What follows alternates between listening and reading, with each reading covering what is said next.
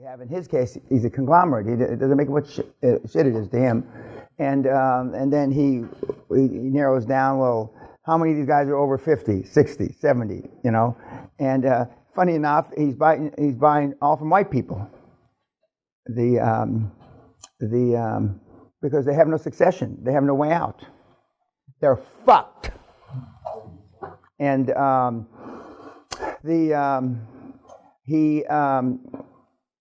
and now, of course, I tell everybody non-recourse, I tell everybody IMF, I tell everybody World Bank. I've been saying this for 25 fucking years. But I mean, 25 people in 25 years have done it. 25. And I don't know how many people we've put through the program. 25.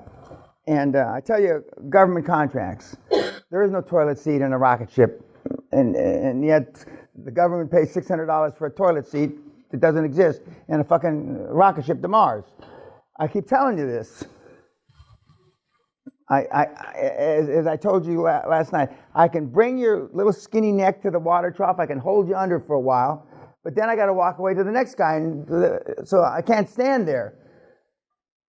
So he went out and he remembered non-recourse. For some reason, that resonated with him. It ought to resonate with every fucking person that ever heard me talk. Maybe they forget what non-recourse means. I don't know. But anyway, it means you don't have to pay the motherfucking money back. That's what the fucking means. You know, I don't know how you say that in Dutch or German or French, but I mean, basically, it doesn't mean you run and steal and run like a thief in the night with the money, as some of my mentees have in the past, but non-recourse. And when I told him there are probably, which we're not in that day of the seminar yet, but I'm saying it now, that there are equivalents thereof, I already told you, to SBA, World Bank, and IMF for individual countries. You already alluded to one where you are. And I didn't know that there they set up not a whole, but a part of a banking system to help build the infrastructure of the country. I didn't know that. And he found it, and of course now he's on that like, you know, a lips on a nipple of a sow, and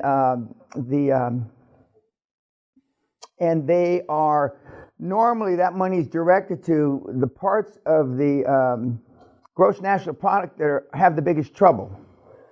They had trouble in wheat farming. They had trouble in dairy farming. They had trouble in, I didn't know they had trouble in airlines, but airline schools. And so the money is directed towards those. And that's where he's going. I don't think he's, now when he was here, he also came to the hardcore.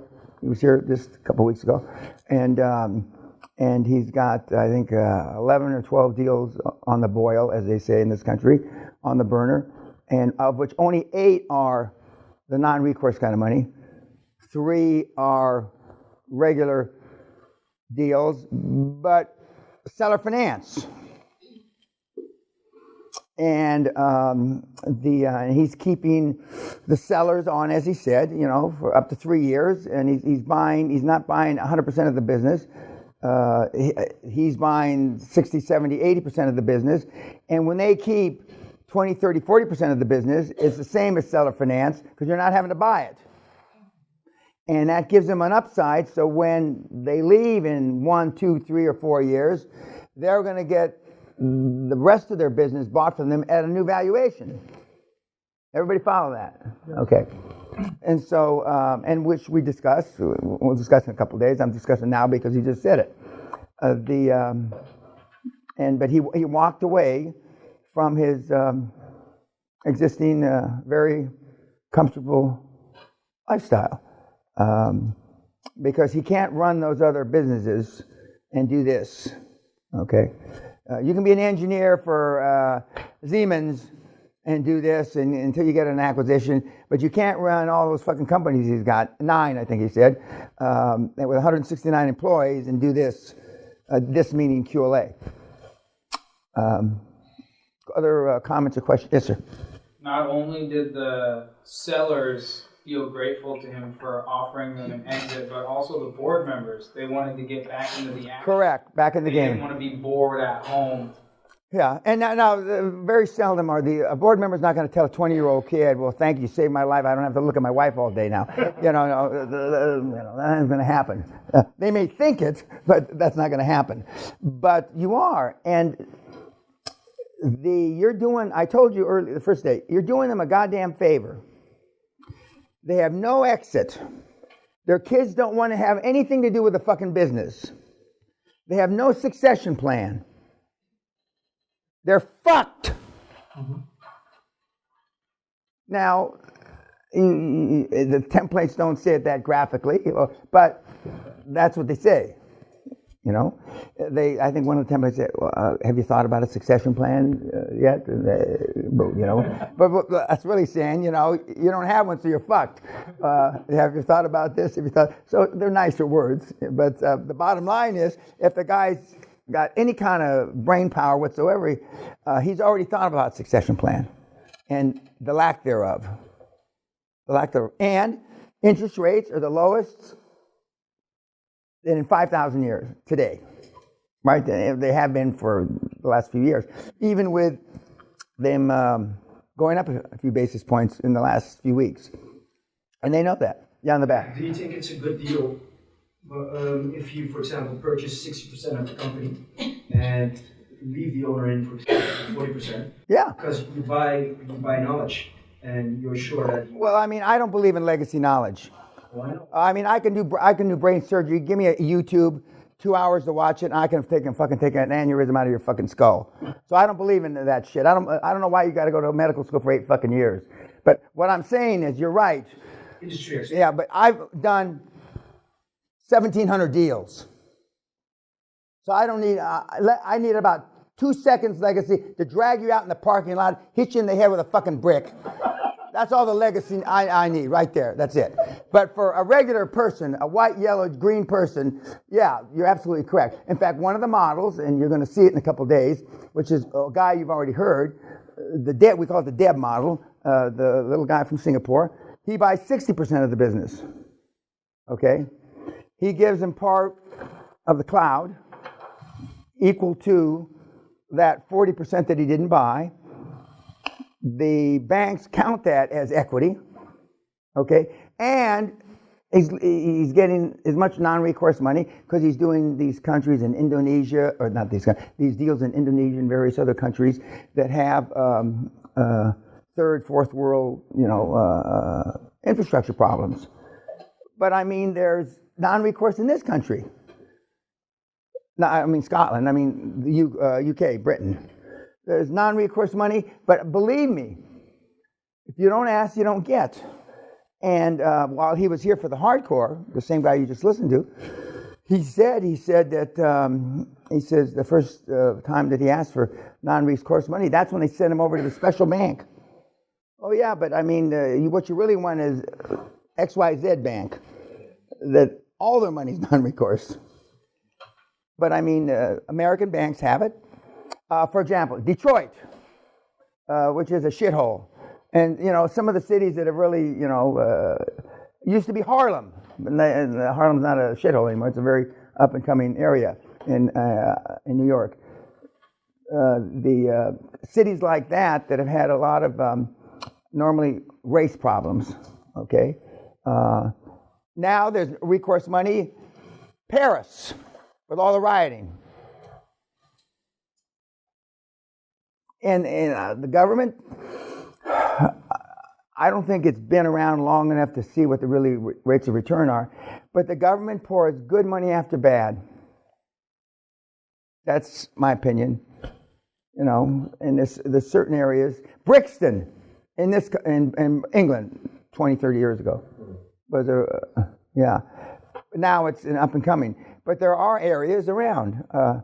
As I told you about Liverpool. They had a special on BBC, British Broadcasting Corporation, a few days ago before the seminar started. But if you don't ask, I assure you, they don't volunteer it. It's not on their website. And when you call people like the IMF, International Monetary Fund, and the World Bank, You may have to take make dozens of calls.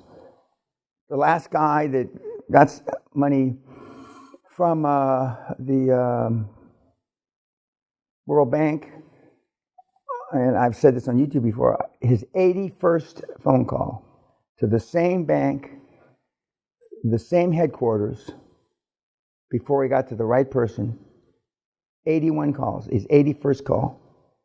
He go through the same operator, and they just, she just must have been gone down the line. Well, we'll find the right department, 81 calls. Because when the big, huge, monolithic banks, they don't even know, Yeah, I think there's some non-recourse money, but shit, I don't know where it is. What else about? Yeah. Minute to minute, there's a temptation to go back to default. Correct. Didn't realize that. Second to second. Not minute to minute. And you heard Frank say default's a bitch. You heard Deb say default's a bitch. Well, he didn't call it a bitch, but it is. It's there. Because even though you're in the seminar about 55 hours, more or less, in the classroom, if you're 30 years old, you've been around 210,000 hours, I think. Okay, and then you can extrapolate how many hours you've been around. So in 50 hours, you're changing 200,000 or 250,000 hours of your lifetime. And we've already discussed what your past has been.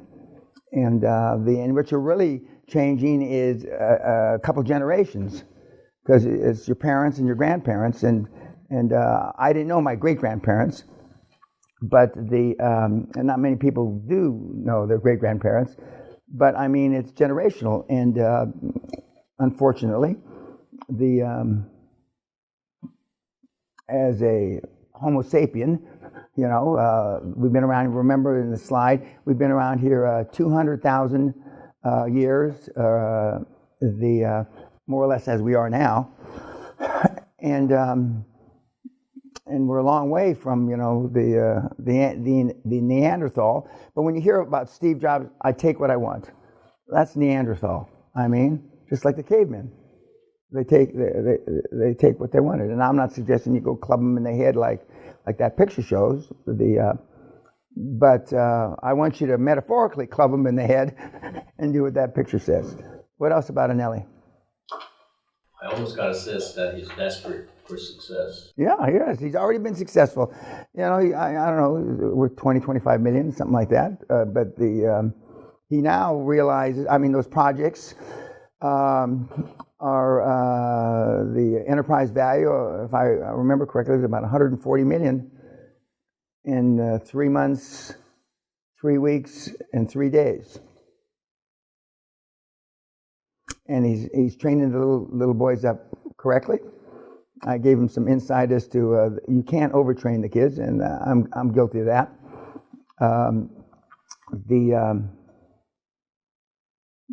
But he's and as I said, if you have a business, I'm not talking about some of your business are just bullshit. They're not. Most of the people in this room should just turn the key and walk away from your business. Don't even bother fucking selling them. Just walk away. All you've done is bought yourself a job. You've bought yourself a salary. That's it. And you got to fuck with for your penance in hell is you got to fuck with employees just to pay yourself a salary. That's basically where you got now. Okay. But for those that might have a real business, your first acquisition can be you, and you sell to your employees, and you do an employee stock option deal or employee buyout, which is a LBO, them coming towards you, and then now you're the motivated seller, and employees overpay because they're never going to own anything, and now they're going to be able to own the business, and the employees, for the most part, perceive you as being rich. You're not, Nobody in this room is fucking rich, other than me. So, but they will perceive that the business is worth a lot more than you think it's worth. Wrongfully. So, and he's following through on that. And Thing for that? What? Like a Yes, no, don't say spreadsheet. No, we don't have. There are no spreadsheets in your gig, by the way. None of that.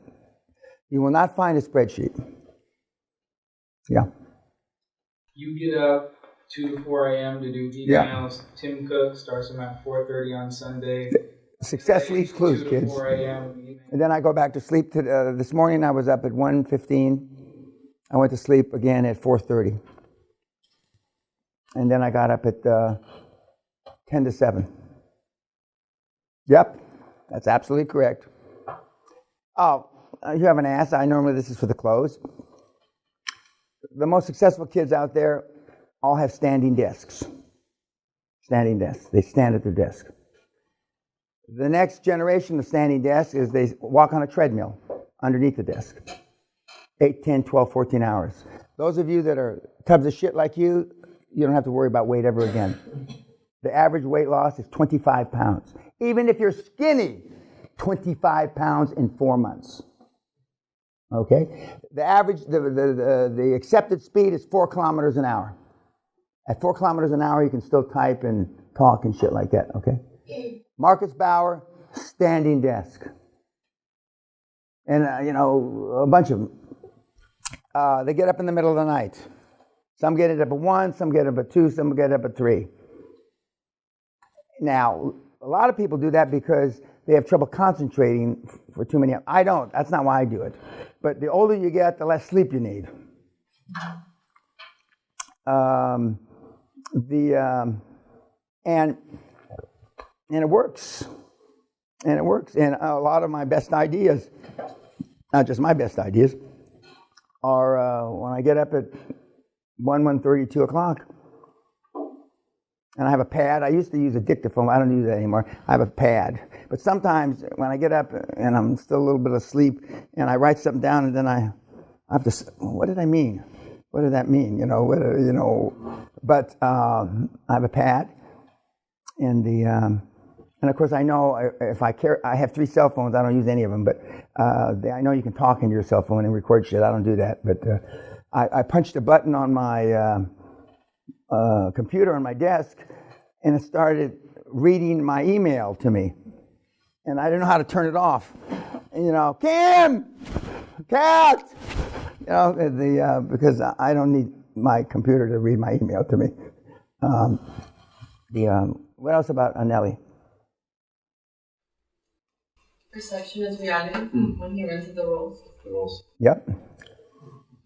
Wouldn't the bank know your birth when you provide your financials? When you say it again? Like, don't they ask for your personal financials? Oh, that's a good point. You are a deal-by-deal person. Let's talk about cash flow lending versus asset purchases versus company purchases, since you brought it up indirectly. I have not given my personal financials in 35 years to anybody about anything. Even when I was personally guaranteeing shit. When I haven't personally guaranteed anything since 1984. The deal is the credit. The deal is the credit. Why all of a sudden, other than the bank wants to get as much as they can so they can tick a bunch of boxes,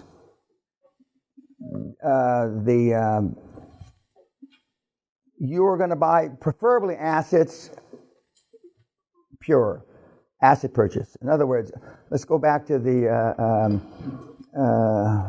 dentals. We've been talking about dental practices. You're going to buy a practice, and dental practices don't have many assets. So you're going to be paying for goodwill. The fact that he's been there 30, 40, 50 years and he's got 82 million, good night, YouTube, a bunch of patients.